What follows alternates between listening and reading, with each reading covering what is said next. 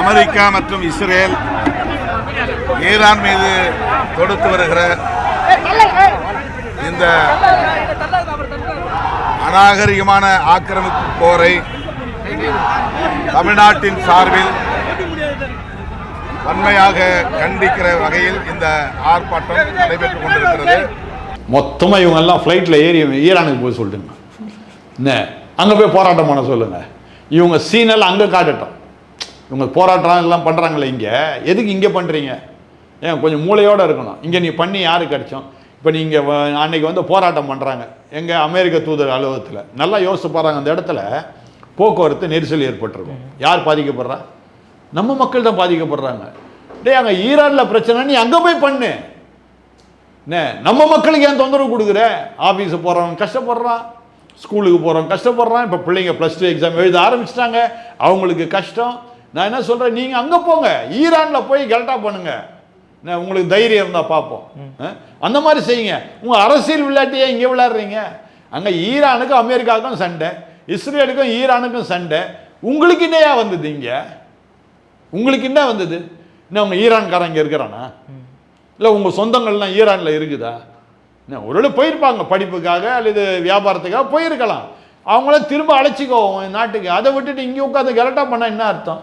முட்டாள்தனமாக இருக்குது. இவன் கலட்டா பண்ண நமக்கு தானே பிரச்சனை, நம்ம மக்களுக்கு தானே பிரச்சனை. ஏன் அதை சிந்திக்க மாட்டான்?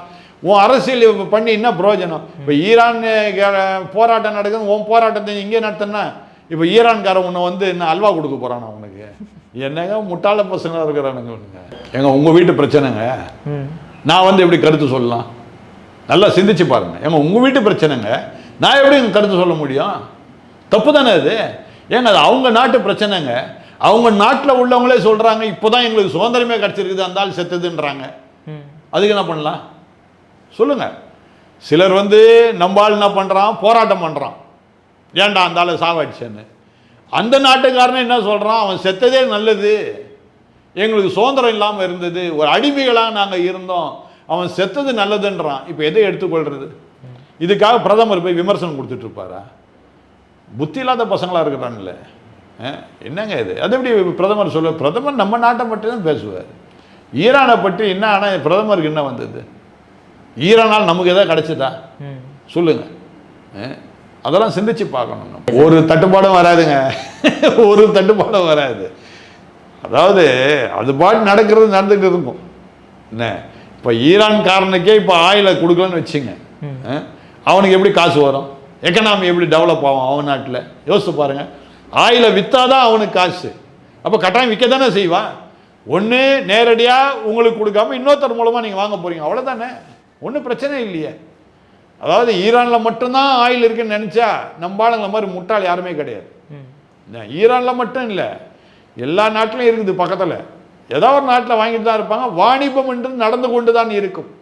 இதுக்கும் அதுக்கும் சம்மந்தமே கிடையாது. இது அரசியல், அது வந்து வியாபாரம். அது பாட்டு ஒரு பக்கம் நடந்துட்டு தான் இருக்கும். அதில் எந்த விதமான பாதிப்பும் இருக்காது. ஆமாம், அவன் கிறிஸ்தவன் இஸ்லாமியரை அடிப்பான், இஸ்லாமிய கிறிஸ்தவன் அடிப்பான். இதில் என்னங்க சந்தேகம் இருக்குது? கிறிஸ்தவன் இஸ்லாமியரை அடிப்பான், இஸ்லாமிய இது கிறிஸ்தவன் அடிப்பான். இஸ்ரேல் நாடு அங்கே இருக்குதுங்க. இப்போ ட்ரம்ப் தான் போன முறை அவர் வந்து ஜனாதிபதியாக இருக்கும் பொழுது இஸ்ரேல் நாட்டுக்கு சுதந்திரம் வாங்கி கொடுத்தவர். தனி நாடுன்னு சொல்லி அங்கீகாரம் கொடுத்து அவங்களுக்கு எல்லா சுதந்திரத்தையும் வாங்கி கொடுத்தார். அப்போ அந்த ட்ரம்ப் இஸ்ரேல் நாட்டுக்கு கட்டாயம் சப்போர்ட் பண்ண தானே செய்வார். இப்போ அதனால் வந்த பிரச்சனை தானே இது. இப்போ ஈரான்காரன் பக்கத்தில் இருக்கிற அந்த இஸ்ரேல் நாட்டுக்காரனுக்கு தொந்தரவு கொடுத்துக்கிட்டே இருக்கிறான். அப்போ ட்ரம்ப் என்ன பண்ணுறாரு, இஸ்ரேல் நாட்டுக்காரனுக்கு சப்போர்ட் பண்ணுறாரு. நல்லது தானேங்க அது. நீ பாட்டு உன் வேலையை பார்த்தா அவன் பாட்டு உன் வேலையை பார்த்துட்டு இருப்பான். நீ இஸ்ரேல் நாடுன்றது கிறிஸ்தவ நாடு, ஈரான் முஸ்லீம் நாடு. பக்கத்தில் இஸ்ரேல் நாட்டுக்கு கிறிஸ்தவ நாட்டுக்கு பிரச்சனை கொடுத்தா என்ன ஆகும்? கட்டாயம் ட்ரம்ப்ன்றவர் சப்போர்ட் பண்ண தான் செய்வார். இது இயல்பாக நடக்கக்கூடிய காரியம். ஆனால் இங்கே இருக்கிற இந்துக்களுக்கு தான் அறிவில்லை. அதான் நான் சொல்ல வரேன், மறுபடியும் அதையும் சொல்ல வரேன். இங்கே இருக்கிற இந்துக்கள் என்ன சொல்கிறாங்க, திராவிட முன்னேற்ற கழகம் சொல்லுது பாஜக வந்து மத சார்புடையதுன்றது. எந்த மதம்னு கேட்டால் இந்து மதம். ஆனால் இங்கே இருக்கிற இந்து பசங்களுக்கு அந்த அறிவு இருக்குதா?